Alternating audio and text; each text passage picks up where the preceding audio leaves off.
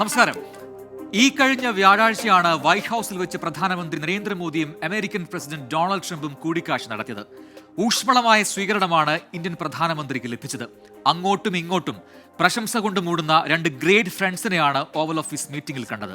പ്രതിരോധം, വ്യാപാരം, തീവ്രവാദമൊക്കെ ഇരുവർക്കുമിടയിൽ ചർച്ചയായെങ്കിലും അനധികൃത കുടിയേറ്റക്കാരായ ഇന്ത്യക്കാരുടെ നാടുകടത്തൽ ട്രംപിന്റെ ശ്രദ്ധയിൽപ്പെടുത്താൻ പോലും നരേന്ദ്രമോദി തയ്യാറായില്ല. രേഖകളില്ലാതെ ഏതൊരു രാജ്യത്താണെങ്കിലും തങ്ങുന്നത് അല്ലെങ്കിൽ കുടിയേറുന്നത് തെറ്റാണ്. അതിലൊന്നും യാതൊരു അഭിപ്രായ വ്യത്യാസമില്ല. എന്നാൽ അനധികൃത കുടിയേറ്റത്തിന്റെ പേരിൽ ഇന്ത്യൻ പൗരന്മാരെ കയ്യിലും കാലിലും വിലങ്ങണിയിച്ച് അമേരിക്കയുടെ യുദ്ധവിമാനത്തിൽ 40 മണിക്കൂർ ലിറ്ററലി ബന്ദികളാക്കി നാടുകടത്തൽ എന്ന പേരിൽ നമ്മുടെ മണ്ണിലേക്ക് ഇറക്കിയതിന്റെ നയതന്ത്രം എന്താണെന്ന് കേന്ദ്ര സർക്കാർ വിശദീകരിക്കാത്തത് എന്താണ്? അത് അമേരിക്കൻ നയമാണെന്ന് പറഞ്ഞ് വിദേശകാര്യമന്ത്രി കൈയൊഴിഞ്ഞാൽ തീരുന്നതാണോ ഗൗരവകരമായ ഈ വിഷയം? കഴിഞ്ഞ ടേമിൽ ഇന്ത്യയിലേക്ക് വന്നപ്പോൾ തനിക്കും ഭാര്യയ്ക്കും നൽകിയ ആതിഥ്യ മര്യാദ എടുത്തു പറഞ്ഞ് ഈ കഴിഞ്ഞ ദിവസത്തെ ഓവൽ ഓഫീസ് മീറ്റിംഗിൽ നരേന്ദ്രമോദിയെ എ വെരി സ്പെഷ്യൽ മാൻ എന്നും ഗ്രേറ്റ് ലീഡർ എന്നുമൊക്കെ വാഴ്ത്തിയ ഡൊണാൾഡ് ട്രംപ് തന്റെ സ്പെഷ്യൽ ഫ്രണ്ടിന്റെ നാട്ടുകാരെ മാടുകളെ പോലെ ചങ്ങലക്കിട്ട് നാടുകടത്തിയത് എന്ത് മര്യാദയുടെ പേരിലാണ്? ഈ മട്ടിൽ നാട്ടിലേക്ക് തിരികെ എത്തേണ്ടി വന്ന ഇന്ത്യക്കാരോട്, നമ്മുടെ സഹോദരങ്ങളോട് അത് വിവരിക്കേണ്ടത് അമേരിക്കൻ ഭരണകൂടമല്ല, കേന്ദ്ര സർക്കാർ തന്നെയാണ്. അതോടൊപ്പം രാജ്യത്തെ രേഖകളില്ലാത്ത കുടിയേറ്റക്കാരെ ഈ വിധത്തിൽ അതാത് രാജ്യങ്ങളിലേക്ക് നാടുകടത്തുന്നതിലൂടെ ട്രംപ് ലക്ഷ്യമിടുന്നത് എന്താണ്? അമേരിക്കൻ ഡയലോഗ് ഈ വിഷയം വിശദമായി ചർച്ച ചെയ്യുന്നു. കൂച്ചുവിലങ്ങിൽ നിലപാടെന്ത്?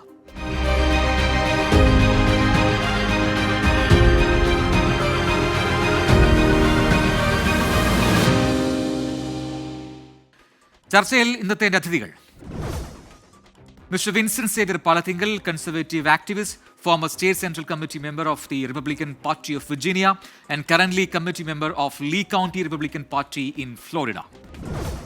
Shri Nirmal Abraham, columnist.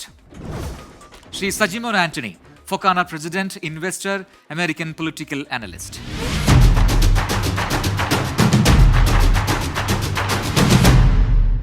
ഞാൻ അതിഥികളിലേക്ക് കടക്കുന്നു. ശ്രീ നിർമ്മൽ എബ്രഹാം, നോക്കുക, കഴിഞ്ഞ വ്യാഴാഴ്ചയാണോ ഓവൽ ഓഫീസ് മീറ്റിംഗിൽ രണ്ട് ഗ്രേറ്റ് ഫ്രണ്ട്സ് തമ്മിലുള്ള കൂടിക്കാഴ്ച ഉണ്ടായത്? അങ്ങനെ വിശേഷിപ്പിക്കാം. ആ രീതിയിൽ തന്നെയായിരുന്നല്ലോ കാര്യങ്ങളെല്ലാം തന്നെ.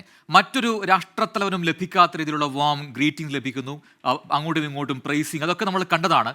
വിവിധ വിഷയങ്ങൾ അവിടെ ചർച്ചയായി എന്നാണ് മനസ്സിലാക്കാൻ കഴിയുന്നത്. പുറത്തു വന്ന വിവരങ്ങളനുസരിച്ച് ഈ പ്രതിരോധം, തീവ്രവാദം, ട്രേഡ്, ഇതൊക്കെ ചർച്ചയായിട്ടുണ്ട്. പക്ഷേ ഈ പറയുന്ന ഡീപ്പോർട്ടേഷൻ സംബന്ധിച്ച് എന്തെങ്കിലും വിവരങ്ങൾ ചർച്ചയായോ എന്ന് സംബന്ധിച്ച് ഔദ്യോഗികമായിട്ട് ഒരു വിവരങ്ങളും പുറത്തു വന്നിട്ടില്ല. ഏത് രീതിയിലാണ് ഇന്ത്യക്കാരെ നാടുകടത്തത് എന്ന് നമ്മൾ ഇതിനോടകം കണ്ടതാണ്. ആദ്യ വിമാനത്തിൽ വന്ന 109 പേർ എങ്ങനെയാണ് ഇവിടെ എത്തിയത് എന്ന കാര്യം നമുക്കെല്ലാവരും അറിയുന്നതാണ്. പക്ഷേ അതിനെ സംബന്ധിച്ച് പോലും ഒരു കാര്യവും സൂചിപ്പിക്കാൻ ഇന്ത്യൻ പ്രധാനമന്ത്രി അന്ന് തയ്യാറായില്ല എന്നത് ഖേദകരമാണ്. അതിലൊരു ഔദ്യോഗികമായിട്ടുള്ള വിശദീകരണവും ഉണ്ടായിട്ടുമില്ല. എന്തുകൊണ്ടാണ് ഇങ്ങനെ ഇന്ത്യ പേടിച്ച് നിൽക്കുന്നത്? അത് അങ്ങനെയാണോ വിലയിരുത്തുന്നത്? താങ്കൾക്ക് എന്താണ് തോന്നുന്നത്? ഇല്ല, ഇന്ത്യ പേടിച്ച് നിൽക്കുന്നതായിട്ട് വിലയിരുത്തേണ്ട കാര്യമില്ല. കാരണം മറ്റൊരു രാജ്യത്ത്, ഇപ്പം അമേരിക്കയില് നിയമപ്രകാരമായിട്ട് തന്നെ എന്തെങ്കിലും ഇപ്പം ഒരു പബ്ലിക് സേഫ്റ്റിക്ക് ഒരു കൺസേൺ ഉണ്ടാക്കുന്ന വ്യക്തിയാണ്, അല്ലെങ്കിൽ വിസ നോംസ് വയലേറ്റ് ചെയ്യുന്ന ഒരാളാണ് എന്നുണ്ടെങ്കിൽ, ഹെയ്നസ് ആയിട്ട് ക്രൈം നടത്തുന്ന ആളാണ്, അവരെ ഡീപ്പോർട്ട് ചെയ്യാനുള്ള അവകാശമുണ്ട്. അവരുടെ ലോ അനുസരിച്ച് അവകാശമുണ്ട്. അപ്പം അതുകൊണ്ട് അതിനെ ഇന്ത്യയുടെ നാണക്കേടായിട്ട് കാണേണ്ടതില്ല. അതൊരു പൊളിറ്റിക്കൽ ട്വിസ്റ്റ് ആയിട്ടേ ഞാൻ പറയുള്ളൂ. പിന്നെ രണ്ടാമത്തെ കാര്യം എന്ന് വെച്ച് കഴിഞ്ഞാൽ, ഈ ട്രംപിന്റെ ഒരു നെഗോഷിയേഷൻ ടാക്ടിക്സിന്റെ ഭാഗമായിട്ടും വേണേ കാണാം. ഇപ്പൊ കൊളംബിയയുടെ കേസിൽ എന്താ സംഭവിച്ചത്? അദ്ദേഹം ഡീസെന്റ് ആയിട്ടല്ല ഞങ്ങളുടെ ആളുകളെ ട്രീറ്റ് ചെയ്തെന്ന് പറഞ്ഞ് അവരെ കയറ്റാതിരുന്നപ്പോഴത്തേക്കും അവസാനം നെഗോഷിയേറ്റ് ചെയ്ത് കൊളംബിയൻസ് തന്നെ വന്ന് കൊണ്ടുപോകേണ്ട ഒരു സാഹചര്യം ഉണ്ടായി. അപ്പൊ ഒരുപക്ഷെ ഇന്ത്യയിൽ നിന്നും അദ്ദേഹം ആഗ്രഹിക്കുന്നത് അതായിരിക്കും. കാരണം ഈ പ്യൂ റിസർച്ചിന്റെ കണക്കനുസരിച്ചാണ് 7 ലക്ഷത്തോളം ഇല്ലീഗൽ ഇമിഗ്രൻസ് ഉണ്ടെന്ന് പറയുന്നു. അങ്ങനെ ഉണ്ടെങ്കിൽ ഇത്ര ആളുകളെ അവിടെ അമേരിക്ക കൊണ്ട് എത്തിക്കേണ്ട ആവശ്യമില്ല. കാരണം വെച്ചാൽ ഇല്ലീഗലായിട്ട് അങ്ങോട്ട് വന്നത് ഇന്ത്യൻസ് ആണ്. അപ്പൊ അങ്ങനെ ഉള്ളപ്പോഴത്തേക്കും അവരെ കൊണ്ടുപോകുക എന്നുള്ള ഒരു ഉത്തരവാദിത്വം കൂടെ ഉണ്ട് എന്ന് അദ്ദേഹം പറയുന്നതിൽ തെറ്റില്ല. അപ്പം പിന്നെ രണ്ടാമത്തെ കാര്യം, നമ്മുടെ എക്സ്റ്റേണൽ അഫയേഴ്സ് മിനിസ്റ്റർ ജയശങ്കർ പറഞ്ഞ പോലെ 2012 മുതൽ ഐസിന്റെ SOP അനുസരിച്ച് നോക്കുകയാണെന്നുണ്ടെങ്കിൽ തീർച്ചയായിട്ടും ഹാൻഡ് കഫിംഗ് ഒക്കെ നോർമലാണ്. പക്ഷെ ഇന്ത്യൻസിൽ അത് തോന്നാനുള്ള ഒരു വ്യത്യാസം എന്തുകൊണ്ടെന്ന് വെച്ച് കഴിഞ്ഞാൽ, ഇപ്പം നമ്മുടെ നാട്ടിൽ 2 സുപ്രീം കോർട്ട് ഇത് തന്നെയുണ്ട്. ഇപ്പം രണ്ട് നിയമങ്ങൾ അനുസരിച്ച് ഇപ്പം സുനിൽ ബാത്ര 1970 സുനിൽ ബാത്ര വേഴ്സസ് ഡൽഹി അഡ്മിനിസ്ട്രേഷൻ, അതിൽ ഹാൻഡ് കഫ്സിനെതിരെ അദ്ദേഹം സംസാരിച്ചപ്പോഴത്തേക്കും സുപ്രീം കോടതി റൂളിംഗ് ഇതായിരുന്നു: ഇന്ത്യയിൽ ഹാൻഡ് കഫ്സ് വെക്കണമെന്നുണ്ടെങ്കിൽ അത് വെക്കുന്നത് ഇൻഹ്യൂമൻ ആണ്, അൺറീസണബിൾ ആണ്, അങ്ങനെ വെക്കാൻ പാടില്ല, അത് കോൺസ്റ്റിറ്റ്യൂഷണൽ അവകാശങ്ങൾക്കെതിരാണ് എന്നുള്ള ഒന്നിലധികം സുപ്രീം കോർട്ട് റൂളിങ്സ് ഉണ്ടായിട്ടുണ്ട്. അതുകൊണ്ട് തന്നെ ഇന്ത്യയിൽ നമ്മൾ അങ്ങനെ കാണാറില്ല. പതിവിൽ ഇങ്ങനെ ഹാൻഡ് കഫ് അല്ല ശ്രീ ചെയ്തിട്ട് ആൾക്കാരെ നിർമ്മൽ എബ്രഹാം, ഇതിന്റെ നിയമപരമായി നോക്കുകയാണെങ്കിൽ അതെല്ലാം ഓക്കെയാണ്. ഈ പറയുന്ന ഇല്ലീഗൽ ഇമിഗ്രേഷൻ തെറ്റാണ്, അനധികൃതമായ കുടിയേറ്റം അത് പാടില്ല, ഇതൊക്കെ നമുക്കെല്ലാം അറിയുന്നതാണ്. പക്ഷേ ഇതിന് മനുഷ്യത്വപരമായ ഒരു ഒരു ഒരു ചിത്രം കൂടി ഉണ്ടല്ലോ. ആ രീതിയിലെങ്കിലും ഒരു ഇടപെടൽ എന്തുകൊണ്ടാണ് ഈ രീതിയിൽ ഒരു വലിയ സൗഹൃദമുള്ള രണ്ട് രാഷ്ട്രങ്ങൾ തമ്മിൽ, രണ്ട് രാഷ്ട്ര തലവന്മാർ തമ്മിൽ സംസാരിക്കുന്ന സമയത്ത് എന്തുകൊണ്ട് ഇത് പരാമർശിക്കപ്പെട്ടില്ല എന്നതാണ്. ബിഹൈൻഡ് ദ സീൻസിൽ ബാക്ക് ഡോറിൽ ഒരു പക്ഷേ ഡിസ്കഷൻ ഉണ്ടായി കാണും. മുന്നോട്ട് വന്നു കഴിഞ്ഞാൽ ആ ഡിസ്കഷനെ പൊളിറ്റിക്കലി ട്വിസ്റ്റ് ചെയ്യാൻ എളുപ്പമാണ്. ഇപ്പൊ തന്നെ രാഹുൽ ഗാന്ധി ഒക്കെ പറയുന്നത് എന്തുകൊണ്ട് ഇത് ചെയ്തില്ല, കൊളംബിയ പോലും ഇത് ചെയ്തല്ലോ, എന്തുകൊണ്ട് നമ്മുടെ നാട്ടിൽ നമ്മുടെ ആളുകളെ അവിടെ പോയി കൊണ്ടുവന്നില്ല എന്നൊരു ചോദ്യമുണ്ട്. പക്ഷെ അതിനൊരു മറുവശമുണ്ട്. ഇപ്പം ഏതൊരാളെ ഇപ്പൊ ഡിപ്പോർട്ട് ചെയ്ത് കൊണ്ടുപോകേണ്ട അവസ്ഥ വരുന്നത് എന്തുകൊണ്ടാണ്? ഒന്നെങ്കിൽ നേരത്തെ പറഞ്ഞ പോലെ വിസ നോംസ് വയലേറ്റ് ചെയ്തവർ, അല്ലെങ്കിൽ എന്തെങ്കിലും ഹൈനസ് ആയിട്ടുള്ള ക്രൈം ചെയ്തവർ, അല്ലെങ്കിൽ പബ്ലിക് സേഫ്റ്റിക്ക് ഇഷ്യൂ ഉണ്ടാക്കിയവർ, ഇങ്ങനെയുള്ളവരെ കൊണ്ടുപോകുന്ന ഒരു ഫ്ലൈറ്റിൽ പ്രത്യേകിച്ച് പുരുഷന്മാരെ മാത്രമാണ് ഇതിനകത്ത് റിസ്ട്രെയിൻ ചെയ്തിരിക്കുന്നത്. റിസ്ട്രെയിൻ ചെയ്യാനുള്ള അവകാശം ഉണ്ട് താൻ. സോ അത് അതിനുള്ളൊരു കാരണമുണ്ട്. കാരണം ഇത്ര ആളുകളെ ഒരുമിച്ച് കൊണ്ടുപോകാണെന്ന്, അവർ ഓൾറെഡി ഒരു ക്രൈം റെക്കോർഡ് ഉള്ള വ്യക്തികളാണ്. അങ്ങനെയുള്ളവരെ നാച്ചുറലി ഒരു അറ്റാക്കിനോ അല്ലെങ്കിൽ രക്ഷപ്പെടാനോ ശ്രമം നടത്താതിരിക്കാൻ വേണ്ടി അവരത് ചെയ്യുന്നു എന്നുള്ളതിനപ്പുറം അതിനൊരു പൊളിറ്റിക്കലി ട്വിസ്റ്റ് ചെയ്യുന്ന ഒരു പക്ഷേ ഇന്ത്യയിൽ നടക്കുന്ന ഒരു നാടകമായിട്ട് കാണാനുള്ളൂ. അതിനെ ഒരു പക്ഷേ പബ്ലിക്കലി അതിനെക്കുറിച്ച് ഒരു സംസാരം ഉണ്ടായാൽ ഇന്ത്യക്ക് ഒരു നാണക്കേടാകും എന്നുള്ളത് ഒരു പക്ഷേ മോദി മനസ്സിൽ കാണുന്നുണ്ടായിരിക്കും. എന്താണ് ഈ രീതിയിലുള്ള ഒരു എടുത്തുചാട്ടത്തിലൂടെ ട്രംപ് ഉദ്ദേശിക്കുന്ന കാര്യങ്ങൾ, അതിന്റെ ലക്ഷ്യം എന്താണ്? അതേസമയം തന്നെ ഈ സ്വയറിംഗ് സെറമണിക്ക് പിന്നാലെ ഈ വനിതാ ബിഷപ്പ് നടത്തിയ, അദ്ദേഹത്തിന് മുന്നിൽ നടത്തിയ ആ പ്രസ്താവന, അതായത് ഇങ്ങനെ ഈ ഇല്ലീഗൽ ഇമിഗ്രൻ്റ് ആയിട്ട് നമ്മൾ നാടുകടത്താൻ പോകുന്ന ആൾക്കാരിൽ പലരും അമേരിക്കയുടെ സമ്പദ് വ്യവസ്ഥയുടെ ഒരു ഭാഗമാണ് എന്ന കാര്യം പ്രസിഡന്റ് മറക്കരുത് എന്ന് പറഞ്ഞുകൊണ്ട് അവർ നടത്തിയ പ്രസംഗം, അതിൽ പറഞ്ഞ കാര്യങ്ങൾ നമ്മുടെ ഒരു ഹൈറാർക്കി നോക്കുകയാണെങ്കിൽ ഏറ്റവും താഴെത്തട്ടിൽ ജോലി ചെയ്യുന്ന പലരുമാണ് ഈ രീതിയിൽ നാടുകടത്താൻ പോകുന്നത്. അവർക്കൊരു കുടുംബമുണ്ട്, അവർക്കും ഒരു ജീവിതമുണ്ട് എന്നൊക്കെ പറഞ്ഞ കാര്യങ്ങൾ. അതുകൊണ്ട് തന്നെ ഒരു പുനർവിചിന്തനം വേണം എന്നൊരു ഉപദേശവും നിർദ്ദേശവും ഒക്കെ അവരുടെ ഭാഗത്തുണ്ടായി. പക്ഷെ അതൊന്നും ട്രംപ് ചെവിക്കൊള്ളുന്നില്ല. അപ്പോൾ എന്താണ് ട്രംപിന്റെ ലക്ഷ്യം, ഉദ്ദേശം? അല്ല, നമുക്ക് ട്രംപിന്റെ സമീപനങ്ങൾ കണ്ടു കഴിഞ്ഞാൽ കൃത്യമായിട്ട് അറിയാം. ഇപ്പൊ നിങ്ങൾ ഈ ട്രംപ് ഈ ലീഗൽ ഇമിഗ്രൻസിന്റെ കാര്യങ്ങൾ പറയുന്ന അതേ മീറ്റിംഗിൽ തന്നെ ഇന്ത്യ വളരെ നാളുകളായിട്ട് റിപ്പാട്രിയേറ്റ് ചെയ്യണമെന്ന് റിക്വസ്റ്റ് ചെയ്തുകൊണ്ടിരുന്ന കൊടുംഭീകരൻ റാണയെ ഇന്ത്യക്ക് വിട്ടുകൊടുക്കാനായിട്ട് തയ്യാറായ അമേരിക്കൻ സിറ്റിസണായിട്ടുള്ള തീവ്രവാദി നേതാവിനെ ഇന്ത്യക്ക് വിട്ടുകൊടുക്കാൻ തയ്യാറായ പ്രസിഡന്റാണ് ട്രംപ്. ആ സെയിം മീറ്റിംഗിൽ തന്നെ വളരെ സബ്സ്റ്റാൻഷ്യൽ ആയിട്ടുള്ള കോഓപ്പറേഷനാണ് പുള്ളി ഇന്ത്യയായിട്ട് അനൗൺസ് ചെയ്തത്. അപ്പൊ നമ്മൾ അതൊന്നും ഫോക്കസ് ചെയ്യാതെ പുള്ളിയുടെ ട്രംപിന്റെ നടപടികൾ എപ്പോഴും മുഖം നോക്കാത്ത നടപടികളാണ്. അപ്പോ നമ്മളിതിനകത്ത് കാണേണ്ട ഒരു കാര്യം, ട്രംപിന് എങ്ങനെ ഇന്ത്യൻ സിറ്റിസൺസിനെയും വേറെ രാജ്യങ്ങളിൽ നിന്നുള്ള സിറ്റിസൺസിനെയും രണ്ടായിട്ട് ട്രീറ്റ് ചെയ്യാൻ പറ്റും? We are America. നമ്മളുടെ രീതിയല്ല അമേരിക്കൻ രീതി, അല്ലെങ്കിൽ വെസ്റ്റേൺ രീതി, ഒരു ജുഡിയോ ക്രിസ്ത്യൻ സിസ്റ്റത്തിൽ നിന്നുണ്ടായിട്ടുള്ള ഒരു കോൺസ്റ്റിറ്റ്യൂഷനും രീതികളും ഇവിടെ ഉള്ളത്. അപ്പൊ ഈ നിയമം എന്ന് പറയുന്നത് വളരെ പവിത്രമായ ഒരു സംഭവമാണ്. നിയമത്തിനെ ബ്രേക്ക് ചെയ്യുന്നവര് വളരെ സിവിയർ ആയിട്ടുള്ള പണിഷ്മെന്റ് അനുഭവിക്കുന്ന ഒരു രാജ്യമാണ് അമേരിക്ക. അപ്പൊ അതുകൊണ്ട് തന്നെ മുഖം നോക്കാതെ ഈ നടപടിയുടെ ഭാഗമായിട്ട് ഇന്ത്യക്കാരെയും ബാക്കി എല്ലാവരെയും ഒരുപോലെ തന്നെ പുള്ളി ട്രീറ്റ് ചെയ്യുന്നു. That's all it is. അത് മാത്രമല്ല, ഇതിനകത്ത് വളരെ ക്ലിയർ ആയിട്ടുള്ള വേറെ സംഭവങ്ങളുണ്ട്. ഈ കാർട്ടൽസിന് ഇതൊരു മെസ്സേജാണ്. ഇന്ത്യയിൽ നിന്നും ഇത്രയും അഭിമാനകരമായ സിറ്റുവേഷൻ, ഇത്രയും മോശമായിട്ട് അവരുടെ ഒരു സിറ്റുവേഷനിൽ തിരിച്ചു വരുമ്പോൾ ഇനി മേലാൽ അവർക്ക് കൊണ്ടേ കാശ് കൊടുത്ത് ആരും ആ കെണിയിൽ പെടരുതെന്നുള്ള ഒരു വാണിംഗ് അതിനകത്തുണ്ട്. ഈ കാർട്ടൽസിന് കൊണ്ട് 7 ലക്ഷം 8 ലക്ഷം 10 ലക്ഷം 50 ലക്ഷം കൊടുത്തിട്ടാണ് ഈ ആൾക്കാരോട് വരുന്നത്. അത് നിർത്താനായിട്ടുള്ള ശ്രമം, ഒരു മെസ്സേജിങ്. അപ്പൊ നമ്മൾ ഈ മൈനറായിട്ടുള്ള ഇഷ്യൂസ് പിടിച്ചു നിൽക്കാതെ ഇന്ത്യ ഒരു ലോകശക്തിയായി വളർന്നു എന്നുള്ള കോൺഫിഡൻസോട് കൂടി വേണം ഇന്ത്യക്കാരനെ ഡീൽ ചെയ്യാൻ. അതുകൊണ്ട് അത് മോഡിക്ക് മനസ്സിലായത് കൊണ്ടാണ് മോഡി ഇത്തരം കാര്യങ്ങൾ പറയാണ്ടിരിക്കുന്നത്. അല്ല, അതിലാണ് നേരത്തെ ഞാൻ ശ്രീ നിർമ്മലിനോട് ചോദിച്ച അതേ കാര്യം നിലനിൽക്കുന്നത്. അതിലൊന്നും യാതൊരു തർക്കവും ആർക്കുമില്ല. അതിപ്പോൾ നമ്മുടെ രാജ്യത്താണെങ്കിലും അനധികൃതമായി പാർക്കുന്നവരെ പുറത്താക്കണം എന്ന നയം തന്നെയാണ് നമുക്ക് എല്ലാവർക്കും ഉള്ളത്. അതിലൊന്നും യാതൊരു പ്രശ്നമില്ല. പക്ഷേ മനുഷ്യത്വരഹിതമായി 40 മണിക്കൂർ നേരം ചങ്ങലയിലിട്ട് കൊണ്ടുവരിക, നിരന്തരം ആവശ്യപ്പെട്ടിട്ടും ഒന്ന് ടോയ്ലറ്റിൽ പോകാനുള്ള സൗകര്യം പോലും നിഷേധിക്കപ്പെടുക, ഇങ്ങനെയുള്ള കാര്യങ്ങൾ സംഭവിച്ചെങ്കിൽ എന്തുകൊണ്ട് രാജ്യം ഇടപെടുന്നില്ല എന്നതാണ് ചോദ്യം. അല്ല, മനുഷ്യത്വരഹിതം എന്ന് പറഞ്ഞാൽ ബാക്കിയുള്ള രാജ്യങ്ങളുടെ സിറ്റിസൺസിനെ ട്രീറ്റ് ചെയ്യുന്ന അതേ രീതിയിലാണ് ഇന്ത്യക്കാരെ ട്രീറ്റ് ചെയ്യുന്നത്. അധികമായിട്ടൊന്നുമില്ല. ഇന്ത്യ അമേരിക്ക എടുത്തും ദൂരമുള്ളതുകൊണ്ട് 40 മണിക്കൂർ ഇരിക്കേണ്ടി വരുന്നു. കൊളംബിയ അടുത്തായതുകൊണ്ട് അവർ പെട്ടെന്ന് എത്താൻ പറ്റുന്നു. പിന്നെ അത് മാത്രമല്ല, ട്രംപിന്റെ വേറൊരു സ്വഭാവം എന്ന് പറഞ്ഞു കഴിഞ്ഞാൽ വളരെ പെന്നി പിഞ്ചിങ് രീതിയിൽ മണിയെ കൺസിഡർ ചെയ്യുന്ന ഒരാളാണ്. അപ്പൊ ഇവന്തോ ഈ ഒരു മിലിറ്ററി പ്ലെയിൻ അവിടെ പോകുന്നത് ഒരു വലിയ എക്സ്പെൻസ് അല്ലെങ്കിലും ഇറ്റ്സ് എ സിഗ്നിഫിക്കന്റ് എക്സ്പെൻസ്. അപ്പൊ എന്തുകൊണ്ട് ഇന്ത്യ ഗവൺമെന്റിന് വളരെ ആക്റ്റീവായിട്ട് വന്ന് ഞങ്ങൾ കൊണ്ടുപോയിക്കോളാം, ഞങ്ങളുടെ ഇല്ലീഗൽ എലിയൻസ് ഞങ്ങൾ കൊണ്ടുപോയിക്കോളാം എന്ന് പറയാനായിട്ടും പുള്ളി ആഗ്രഹിക്കുന്നുണ്ട്. ആ പ്രഷർ ഇന്ത്യൻ ലീഡേഴ്സിന്റെ മുമ്പിൽ ബിൽഡ് ചെയ്ത് കഴിയുമ്പോൾ finally they will come and tell we will take our illegal immigrants. we will ഇപ്പൊ take നേരത്തെ നിങ്ങൾ ourselves. പറഞ്ഞു ഒരു എന്ന് ഒരു പറയുന്ന മുഖം കാണുമെന്ന് നോക്കാതെ, നമ്മൾ അതെ ആഗ്രഹിക്കുന്നുണ്ട്. അതെ, മുഖം നോക്കാതെ നടപടി എടുക്കുന്ന ആളാണ് ട്രംപ്. അതുകൊണ്ട് തന്നെയാണ് ഇത്തരം തീരുമാനങ്ങളിൽ വളരെ അഡമന്റ് ആയിട്ട്, വളരെ കൃത്യമായിട്ട്, കണിശമായി നിൽക്കുന്നത് എന്ന് താങ്കൾ പറഞ്ഞു. ഈ എടുത്തുചാട്ടം എന്ന രീതിയിൽ ഇതിനെ വ്യാഖ്യാനിക്കുകയാണെങ്കിൽ അതിനോട് എങ്ങനെയാണ് താങ്കൾ പ്രതികരിക്കുക? കാരണം ഇപ്പോൾ നോക്കുക, ഈ ടാക്സേഷന്റെ കാര്യത്തിൽ തന്നെ നോക്കുക, കാനഡയ്ക്കും മെക്സിക്കോയ്ക്കും ചുമത്തിയ നികുതി അതിൽ പിന്നീട് മാറി ചിന്തിക്കണമോ എന്ന് ട്രംപിന് തോന്നിയിരുന്നു. അത് ഒരു എടുത്തുചാട്ടം എന്ന് പറഞ്ഞു എങ്ങനെ പ്രതികരിക്കും? ട്രംപിന്റെ സമീപനങ്ങൾ നമ്മൾ എപ്പോഴും നോക്കിക്കഴിഞ്ഞാൽ നമുക്ക് കാണാൻ സാധിക്കും, എന്താണോ അൾട്ടിമേറ്റ്ലി പുള്ളിക്ക് വേണ്ടത് അതിനേക്കാളും ഒരു പടിയും കൂടി കടന്നുള്ള ഒരു ഡിമാൻഡ് പുള്ളി കൊണ്ട് വെക്കും. So that the debate starts. ഇപ്പൊ ഇന്ത്യ 100% ടാരിഫ് ചുമത്തുന്ന സ്ഥലത്താണ് അമേരിക്ക 5% ടാരിഫ് ചുമത്തിക്കൊണ്ടിരുന്നത് എന്ന കാര്യം നമുക്ക് ആർക്കും അറിയില്ലായിരുന്നു. ഇപ്പൊ നമുക്ക് എല്ലാവർക്കും അറിയാം. ഇപ്പൊ റെസിപ്രോക്കൽ ടാരിഫ്, ഇന്ത്യ എന്തോരം ടാരിഫ് അമേരിക്കയ്ക്ക് ചുമത്തുന്നു അതേ സെയിം ടാരിഫ് ഞങ്ങളും ചുമത്തും. കേട്ട് കഴിഞ്ഞാൽ എന്തെങ്കിലും കുഴപ്പമുണ്ടോ? ഇത് ആർക്കും അറിയില്ലായിരുന്നു. പക്ഷേ ഇത്ര നാൾ ആൾക്കാർ വിചാരിച്ചുകൊണ്ടിരുന്നത് ട്രംപ് ഇന്ത്യനെ പണിഷ് ചെയ്യുന്നു, എന്തോ പ്യൂണിറ്റീവ് ആയിട്ടുള്ള ടാരിഫ് കൊണ്ടുവരുന്നു. On the other hand, India is charging 100% customs duty on American cars, American bikes. ഇത് ആർക്കും അറിയില്ലായിരുന്നു, നമുക്ക് എല്ലാവർക്കും അറിയാം. അപ്പൊ ട്രംപിന്റെ അപ്രോച്ച് ഈ ലോകത്തിൽ നടക്കുന്ന അമേരിക്കക്കെതിരായിട്ടുള്ള തിന്മകളെ, അമേരിക്കക്കെതിരായിട്ടുള്ള എക്സ്പ്ലോയിറ്റേഷനെ പുറത്തു കൊണ്ടുവരിക. അതിനാലും ഇപ്പോൾ ഇങ്ങനെ ഡീൽ ചെയ്യാൻ പറ്റുള്ളൂ. അമേരിക്കൻ പീപ്പിൾ അറിയണം, ഇത് അമേരിക്കൻ ജനതയ്ക്ക് ഇതൊന്നും അറിയില്ലായിരുന്നു.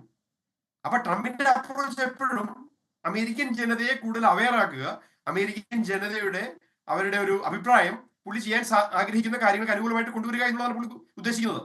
ഇപ്പൊ ഗ്രീൻലാൻഡിൽ ചൈനയ്ക്ക് എന്തെല്ലാം ഇൻട്രസ്റ്റ് ഉണ്ടായിരുന്നു അതെല്ലാം ഇപ്പൊ സസ്പെൻഡഡ് ആണ്. Panama same thing, everything is suspended. പുള്ളി ഉദ്ദേശിച്ച പകുതി കാര്യം നടന്നു കഴിഞ്ഞു. അപ്പൊ അതാണ് ട്രംപിന്റെ അപ്രോച്ച്. ആ അപ്രോച്ച് അമേരിക്കയ്ക്ക് വേണ്ടിയേ പുള്ളി എപ്പോഴും സംസാരിക്കുകയുള്ളൂ.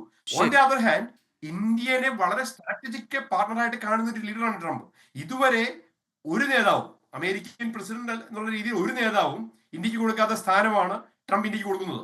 എങ്ങനെയൊക്കെയാണ് അമേരിക്കയെ പലരും എക്സ്പ്ലോയിറ്റ് ചെയ്യുന്നത്, അത് മനസ്സിലാക്കുക, അത് പുറത്തു കൊണ്ടുവരിക, എങ്ങനെയാണ് ഈ ചൂഷണം നടക്കുന്നതെന്ന് മനസ്സിലാക്കുക എന്നൊക്കെയുള്ള കാര്യങ്ങൾ കൂടി ഉണ്ട് എന്നാണ് ഇപ്പോൾ വിൻസെന്റ് സേവ്യർ പാലത്തിങ്കിൽ പറഞ്ഞത്.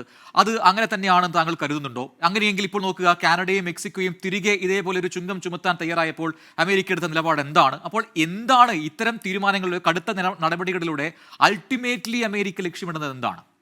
തീർച്ചയായും എന്റെ സഹപാനലിസ്റ്റ് പറഞ്ഞ ചില പോയിന്റുകളോട് ഞാൻ യോജിച്ചുകൊണ്ട് തന്നെ അതിനോട് തന്നെ ആഡ് ചെയ്യാൻ ആഗ്രഹിക്കുന്നു. അമേരിക്കയിൽ ഞാൻ 20 വർഷം മുമ്പ് വന്നപ്പം ആദ്യം കണ്ട ഒരു അഡ്വർടൈസ്മെന്റ് അമേരിക്ക റൺസ് ഓൺ ഡങ്കിൻസ് എന്നുള്ളതാണ്.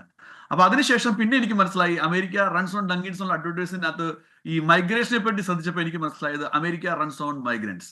ഇപ്പം നമുക്ക് ബ്രാക്കറ്റിൽ പറയാൻ വേണമെങ്കിൽ ഇല്ലീഗൽ മൈഗ്രൻസ് ടു.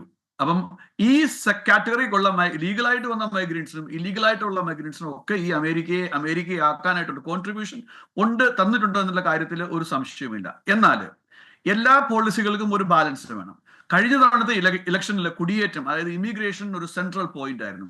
അതുപോലെ തന്നെ ടാരിഫും ഒരു സെൻട്രൽ പോയിന്റ് ആയിരുന്നു. അപ്പൊ ആ രണ്ട് കാര്യങ്ങളിൽ ട്രംപ് ഇവിടുത്തെ പ്രസിഡന്റ് എന്നുള്ള രീതിയിൽ തീരുമാനങ്ങൾ എടുക്കുന്നതിൽ നമുക്ക് ഒരു വിയോജിപ്പിക്കും ചെയ്യാൻ പറ്റത്തില്ല. എന്നാൽ കൈവിലങ്ങ് വെച്ച് കഴിഞ്ഞാൽ, ഞാൻ കഴിഞ്ഞ ദിവസം ഒരു ചാനലിൽ പറഞ്ഞ കണക്ക് തന്നെ നമുക്ക് 2-3 എനിക്കറിയാൻ കഴിഞ്ഞത് 4 തരത്തിൽ നമുക്ക് കൈവിലങ്ങ് വെക്കാൻ പറ്റുന്നതാണ് എനിക്ക് മനസ്സിലായത്. 1 സ്റ്റാൻഡിംഗ് പൊസിഷനിൽ, 2 നീലിംഗ് പൊസിഷനിൽ, 3 പ്രോൺ പൊസിഷനിൽ, 4 വാൾ സപ്പോർട്ടോട് കൂടി. അപ്പൊ അതിനകത്ത് ഏറ്റവും ഈസി ആയിട്ട് കൈ അല്പം ഒന്ന് മൂവ് ചെയ്യാൻ പറ്റുന്ന ഒരു പൊസിഷനാണ് നമ്മൾ ഈ 2 കൈയും ഒരു ചങ്ങലയിട്ട്, ഒരു ചെയിൻ ഉണ്ടെങ്കിൽ ഒരു ചെറിയൊരു ഗ്യാപ്പ് ഉണ്ട് കൈകൾ തമ്മിൽ. അപ്പൊ ഒരു മിനിമം മൂവ്മെന്റ്സ് അത് അലൗഡ് ആണ്. അപ്പൊ അത് അമാനുഷികപരമാണോ എന്ന് ചോദിച്ചു കഴിഞ്ഞാൽ, അത് ഇൻഹ്യൂമൻ ആണോ എന്ന് ചോദിച്ചു കഴിഞ്ഞാൽ അത് അല്ല എന്നുള്ളതാണ് അതിന്റെ ഒരു ആൻസർ. അതിന് പകരം ഒരു സിപ്പ് ടൈ എടുത്തിട്ട് ക്രിസ് ക്രോസ് ആയിട്ട് ഇങ്ങനെ ആയിരുന്നുവെങ്കിൽ തീർച്ചയായിട്ടും മൂവ്മെന്റ് വളരെ റെസ്ട്രിക്ഷൻ ആണ്. അവർക്ക് ഫുഡ് കഴിക്കാനോ അല്ലെങ്കിൽ ബാത്റൂം ടോയ്ലറ്റ് യൂസ് ചെയ്യാനോ പറ്റത്തില്ല എന്നുള്ള കാര്യം വ്യക്തമാണ്. എന്നാൽ ഇന്ത്യ ഗവൺമെന്റിന് ഇതിനെ ഈ ഒരു കാര്യത്തെ ഒന്നും കൂടെ ബെറ്റർ ആയിട്ട് ഡീൽ ചെയ്യാൻ പറ്റുമോ എന്ന് ചോദിച്ചു കഴിഞ്ഞാൽ അതിന്റെ ആൻസർ യെസ് ആണ്. കാരണം ഞാനൊരു എക്സാമ്പിൾ പറയാം, കൊളംബിയയുടെ എക്സാമ്പിൾ. കൊളംബിയയിലേക്ക് ആദ്യത്തെ മിലിറ്ററി പ്ലെയിന് പോയപ്പം അമേരിക്കയും കൊളംബിയയുമായിട്ട് നമുക്ക് ആനയും ആടും പോലെയാണ്, അത്രയും കമ്പയർ ചെയ്യാൻ പറ്റാത്ത ഒരു സിറ്റുവേഷൻ ആണ്. എന്നാൽ പോലും കൊളംബിയയുടെ പ്രസിഡന്റ് പറഞ്ഞു, ഞാൻ അമേരിക്കയിലെ മിലിറ്ററി ഫ്ലൈറ്റ് ഇവിടെ ഇറങ്ങാൻ സമ്മതിക്കുകയില്ല, തിരിച്ചു പോകണം എന്നുള്ള സ്റ്റാൻഡ് എടുത്തു. അതിനുശേഷം മാറ്റി പറഞ്ഞു, അവർ ചർച്ച ചെയ്ത് അമിക്കബിൾ എന്നെ സെറ്റിൽ ചെയ്തു, കൊളംബിയ ഇങ്ങോട്ടേക്ക് ഫ്ലൈറ്റ് അയച്ചു എന്നത് വേറൊരു കാര്യം. എന്നാൽ അതുപോലൊക്കെ തന്നെ ഇങ്ങനെ ഒരു സിറ്റുവേഷൻ ഉണ്ട് എന്നുള്ളത് ഇന്ത്യ ഗവൺമെന്റും അറിയാമായിരുന്നു. അങ്ങനെയാണെങ്കിൽ ട്രംപിന്റെ ഒരു പോളിസിയും ഇതാണെന്ന് അറിയാമായിരുന്നുവെങ്കിൽ maybe somehow India government ഇത് അറിഞ്ഞില്ല എന്ന് നടിക്കാതെ, അല്ലെങ്കിൽ ഒരു പ്രൈവറ്റിൽ അവർ സംസാരിച്ച് കാണും, ശശി തരൂരൊക്കെ പറഞ്ഞു മുടക്ക് തന്നെ, എന്നാൽ അതിലും ഒരു സ്റ്റെപ്പ് കൂടെ കടന്നുകൊണ്ട് ഈ ഒരു ഫ്രണ്ട്ഷിപ്പിനെ അല്പം കൂടെ ഒന്ന് മുതലെടുക്കാനുള്ള ഒരു ശ്രമം ആ ഭാഗത്ത് നിന്ന് മേ ബി ഉണ്ടാകുമായിരുന്നെങ്കിൽ ഒന്നും കൂടെ നല്ലതായിരുന്നു എന്ന് എനിക്ക് തോന്നുന്നു. കാരണം ഒരു മിലിറ്ററി ഫ്ലൈറ്റ് ഇങ്ങോട്ട് വന്നാൽ വലിയ കുഴപ്പമൊന്നുമില്ല. കാരണം അമേരിക്കയും ഇന്ത്യയുമായിട്ട് പല കാര്യങ്ങളിലും സാങ്കേതികപരമായിട്ടും മിലിറ്ററിയുമായിട്ടും കോപ്പറേറ്റ് ചെയ്യുന്ന രാജ്യങ്ങളാണ്. അപ്പം കുഴപ്പമുണ്ടായിട്ടില്ല. എന്നാലും നമ്മുടെ ഒരു സെന്റിമെന്റ്സിനെ, ഇന്ത്യയിലുള്ള 1.4 ബില്യൺ ആൾക്കാരുടെ ഒരു സെന്റിമെന്റിലെ കണക്കിൽ മുന്നിൽ നിർത്തിക്കൊണ്ട് ഇന്ത്യ ഗവൺമെന്റ് എന്തുകൊണ്ട് ഒരു ഇനീഷ്യേറ്റീവ് കൊണ്ട് എടുത്തില്ല എന്ന് ചോദിച്ചു കഴിഞ്ഞാൽ അത് അവരോട് ചോദിക്കേണ്ട ഒരു ക്വസ്റ്റ്യൻ ആണ്. അതോടൊപ്പം വേറൊരു കാര്യം കൂടെ എനിക്ക് ശ്രദ്ധയിൽപ്പെട്ടത്, ഈ ഞാനൊക്കെ പേഴ്സണലി ഞങ്ങളൊക്കെ വിചാരിച്ചുകൊണ്ടിരുന്നത് പ്രൈം മിനിസ്റ്റർ മോദിയുടെ വരുന്നത് കാരണം കൊണ്ട് തന്നെ അറ്റ്ലീസ്റ്റ് ഇന്ത്യയിലേക്കുള്ള ഫ്ലൈറ്റ് അല്പം ഡിലേ ആവും, അല്ലെങ്കിൽ ഇവരുമായിട്ടുള്ള ചർച്ചയൊക്കെ കഴിഞ്ഞതിന് ശേഷമേ ഒരു തീരുമാനം ഉണ്ടാവുള്ളൂ, അല്ലെങ്കിൽ ഒരു ലീനിയൻസി കാണുമെന്നുള്ളൊരു നമ്മൾ ആഗ്രഹിച്ചിരുന്നു മനസ്സിൽ കൂടെ. എന്നാൽ അത് ഉണ്ടായില്ല. അതിന്റെ ഒരു കറക്റ്റ് ആൻസർ ആണ് വിൻസെന്റ് പാർത്തുകൾ പറഞ്ഞത്. കാരണം ഇവിടെ നിന്ന് നമ്മൾ നോക്കി കാണുമ്പം ഇല്ലീഗൽ ഇമിഗ്രൻസിനെ വളരെ സ്ട്രിക്റ്റ് ആയിട്ട് ഡീൽ ചെയ്യുകയാണ്. ആ ഒരു മെസ്സേജ് ലോകമാകമാനം പോയാലോ അവിടുന്ന് ഇങ്ങോട്ടേക്ക് വരാതിരിക്കത്തുള്ളൂ. അല്ലെങ്കിൽ ഇപ്പോൾ ഈ വരുന്ന പോണക്ക് തന്നെ പതിനായിരക്കണക്കിന് ആൾക്കാർ സമ്മോദാത സോഴ്സിലൂടെ കാർട്ടൽസിന്റെ സപ്പോർട്ട് ഇല്ലേലും അവർ വരും എന്നുള്ളൊരു പ്രതിഭാസമാണ്. അപ്പൊ അതിന് തടയിടണമെങ്കിൽ ഇവിടെ നിന്നുള്ളൊരു സ്ട്രോങ് ആയിട്ടുള്ള ഒരു അഗ്രസീവ് ആയിട്ടുള്ള ഒരു പോസ്റ്റർ. അവിടെയാണ് ശ്രീ സജിമോൻ, അവിടെ മറ്റൊരു പോയിന്റ് കൂടെ ഉണ്ട്. അതായത് ഈ പറയുന്നതിൽ എന്തുകൊണ്ടാണ് അനധികൃതമായി കുടിയേറാൻ ഇവർ തയ്യാറാകുന്നത്? ഇവിടെ അവരെ കയറ്റാൻ ആൾക്കാരുണ്ട് അല്ലേ, അവിടെ ഡീലേഴ്സ് ഉണ്ട്, അവിടെ ഏജൻസികളുണ്ട്. അപ്പോൾ അവർക്കെതിരെ ഒരു ആക്ഷൻ എടുക്കാതെ ഇത് പൂർണ്ണമായും ഈ ആൾക്കാരെ, ഇവിടെ അനധികൃതമായി കുടിയേറുന്ന ആൾക്കാരെ മാത്രം പുറത്താക്കിക്കൊണ്ട് ഈ ഒരു പ്രശ്നത്തെ പരിഹരിക്കാൻ കഴിയും എന്ന് കരുതാൻ കഴിയുമോ? പുതിയ ആൾക്കാരെ തേടി ഇവിടുത്തെ ഏജന്റുമാർ മറ്റു രാജ്യങ്ങളിലേക്ക് പോകും. അത് ഇന്ത്യ എന്നല്ല, ലോക രാജ്യങ്ങളിൽ പലർക്കും ഉണ്ടാവാം ആ ഒരു നെറ്റ്വർക്ക്. അപ്പം അതിനെ തടയിടാൻ എന്ത് ചെയ്യാനാണ് ട്രംപിന്റെ ശ്രമം? അത്തരം നേരത്തെ ആ ഒരു പ്രഖ്യാപനം ഉണ്ടായിരുന്നു, പക്ഷേ എന്ത് ചെയ്യാൻ പോകുന്നു എന്ന് ഇതുവരെ പറഞ്ഞിട്ടുമില്ല. ആദ്യം ഉള്ള ആൾക്കാരെ പുറത്താക്കുന്നു. So what is the next step? അതിനൊരു ആൻസർ എനിക്കും ഒരു കൺഫ്യൂഷൻ ഉണ്ടെന്ന് പറയാൻ പറ്റത്തില്ല. കാരണം 50 ലക്ഷം 1 കോടി രൂപയും കൊടുത്തിട്ട് ഇന്ത്യയിൽ നിന്ന് എന്തിനാണ് അമേരിക്കയിലേക്ക് ഇങ്ങനെ ഇല്ലീഗൽ മാർഗത്തിൽ വരുന്നത് എന്ന് ചോദിച്ചു കഴിഞ്ഞാൽ, വാട്ട്, ഞാൻ ആരെയും പേഴ്സണലി അത് പറയുന്നതല്ല.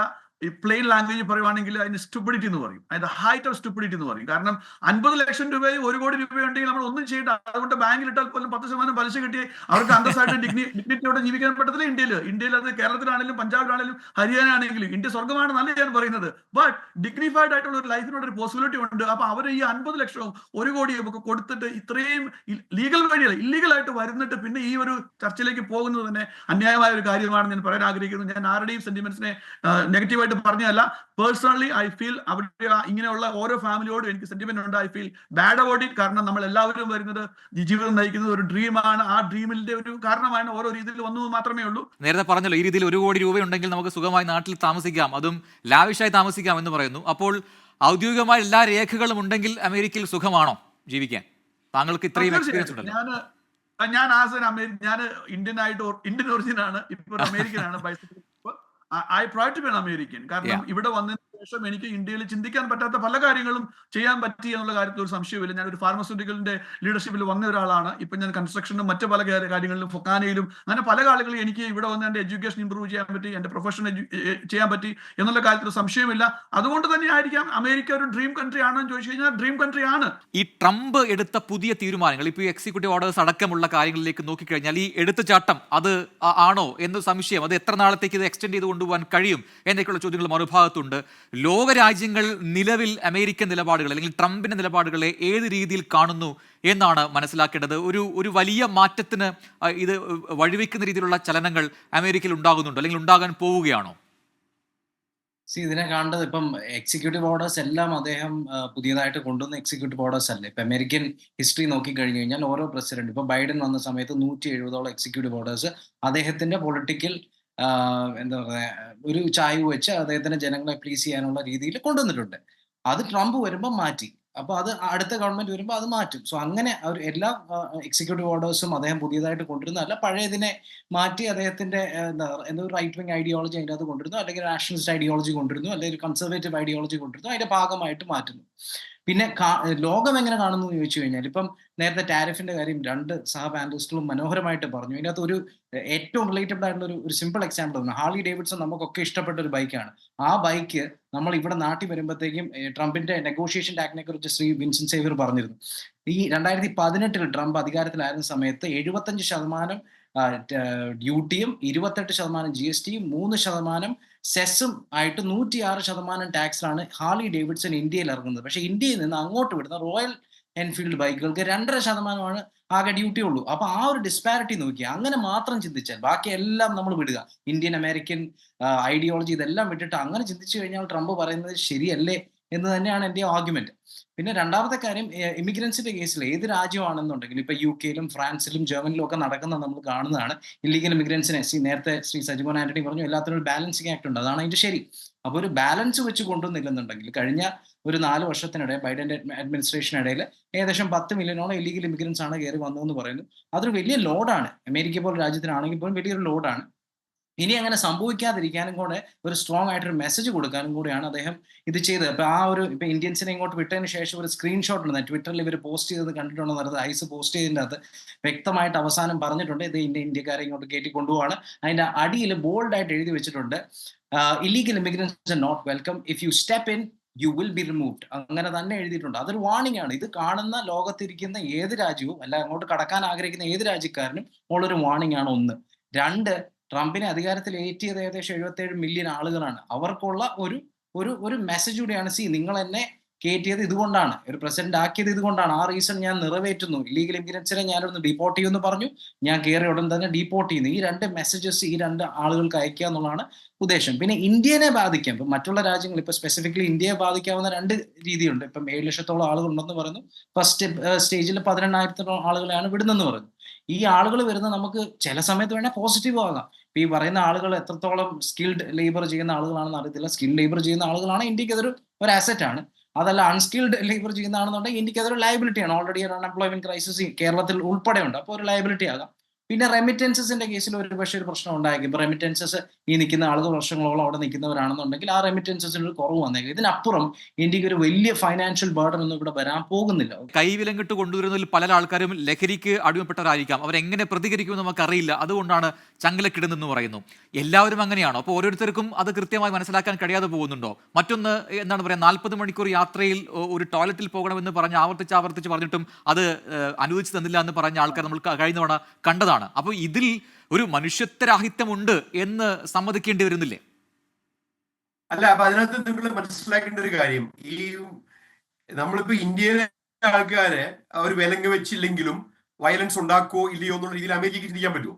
അമേരിക്ക ചിന്തിക്കുന്നത് ഇവിടെയുള്ള ക്രിമിനൽസ് എങ്ങനെയാണോ ഇവിടുത്തെ പോലീസിനോടും ഇവിടുത്തെ അതോറിറ്റീസിനോടും ബിഹേവ് ചെയ്യുന്നത് എന്നുള്ളതാണ് അമേരിക്കയുടെ മുമ്പിലുള്ള റെഫറൻസ്. അപ്പൊ ഇന്ത്യയിലെ ആൾക്കാർ പാവങ്ങളായിരിക്കും, അവർ ചിലപ്പോൾ ഒന്നും ചെയ്യില്ലായിരിക്കും, അവർ വിലങ്ങില്ലാണ്ടിരുന്നാലും അവരോട് മര്യാദയ്ക്ക് ഇരുന്നോളുമായിരിക്കും എന്നൊക്കെ ചിന്തിക്കേണ്ട ആവശ്യം അമേരിക്കയ്ക്ക് എന്താ ഉള്ളത്?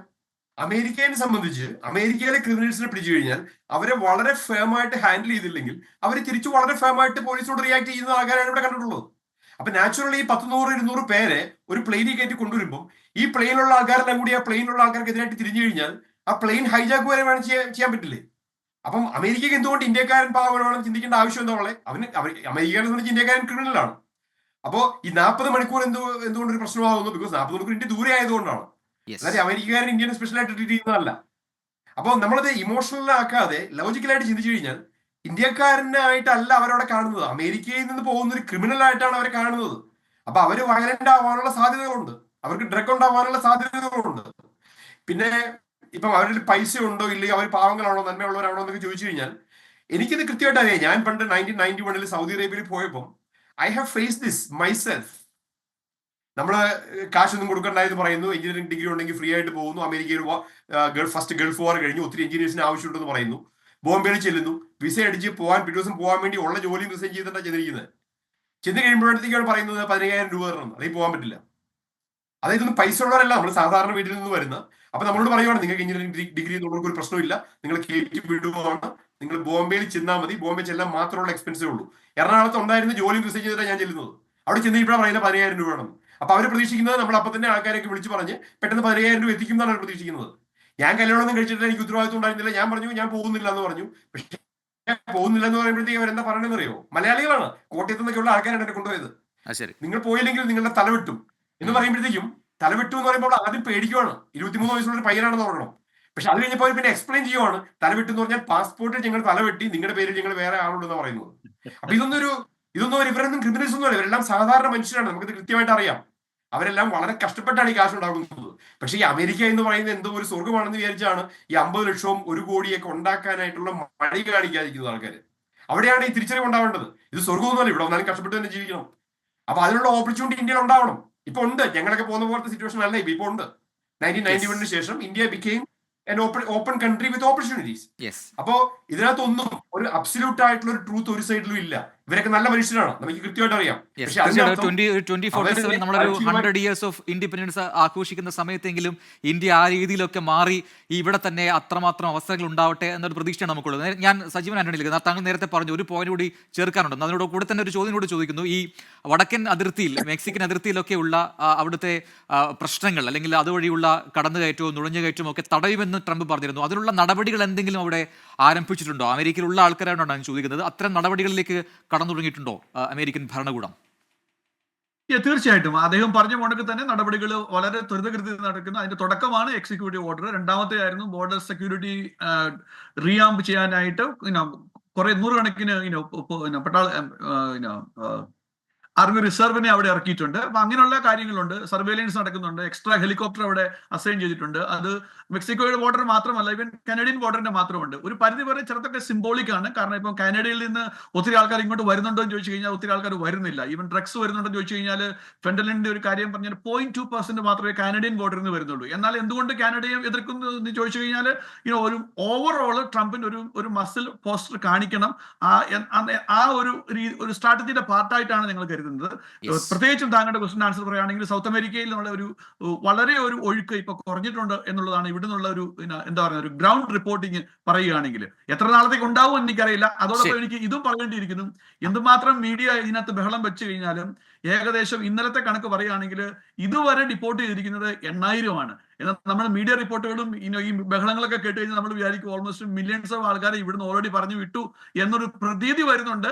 എന്നാൽ പ്രാക്ടിക്കലി പോയത് 8,000-ലധികം ആൾക്കാരാണ് എന്നും എനിക്ക് പറയേണ്ടിയിരിക്കുന്നു. എന്തായാലും ട്രംപ് പ്രസിഡന്റായി രണ്ടാം ഘട്ടത്തിൽ സ്വയം ചെയ്ത സമയത്തെടുത്ത തീരുമാനങ്ങൾ അത് നടപ്പിലാക്കുകയാണ് ഏറ്റവും പെട്ടെന്ന് ചെയ്തതെന്ന് പറയുന്നു. അതിൽ ഈ പറയുന്ന അമേരിക്ക ഇത്രയും കാലം ചൂഷണം ചെയ്ത പല സംഭവങ്ങളുണ്ട്, പല മേഖലകളുണ്ട്. അതിൽ എന്താണ് യഥാർത്ഥത്തിൽ നടന്നതെന്ന കാര്യം പുറത്തു വരണം. അതിനായിട്ടാണ് ഈ എക്സിക്യൂട്ടീവ് ഓർഡേഴ്സ് ഇറക്കുന്നതും അതിൽ ഒപ്പുവെക്കുന്നതും പെട്ടെന്ന് തന്നെ ആക്ഷനിലേക്ക് കടക്കുന്നു എന്നാണ് വിശദീകരണം. അതിലെങ്ങനെയാണ് മറ്റ് രാജ്യങ്ങൾ പ്രതികരിക്കുന്നത്, അതിൽ എങ്ങനെ അമേരിക്ക മുന്നേറുന്നു? കാരണം ആദ്യഘട്ടത്തിൽ പറഞ്ഞതാണ് എന്ത് കാര്യങ്ങൾ എടുത്താലും അമേരിക്ക ഫസ്റ്റ് എന്നൊരു തോട്ട് ഉണ്ടാകണം എന്നാണ് തന്റെ ആഗ്രഹമെന്ന് ഡൊണാൾഡ് ട്രംപ് പ്രഖ്യാപിച്ചിരുന്നു. ആ ആഗ്രഹങ്ങളിലേക്കുള്ള നടന്നെടുക്കലാണ് ഓരോ ഘട്ടത്തിലുള്ള ഈ എക്സിക്യൂട്ടീവ് ഓർഡേഴ്സ് നടപ്പാക്കലും. അതിന്റെ ഭാഗമായിട്ടാണ് ആദ്യഘട്ടം എന്നോണം ഈ ഡീപ്പോർട്ടേഷനും എന്നും അമേരിക്ക വിശദീകരിക്കുന്നു. കണ്ടറിയാം അത് ഏത് രീതിയിൽ ലോകരാജ്യങ്ങൾ ഏറ്റെടുക്കുന്നുവെന്ന്.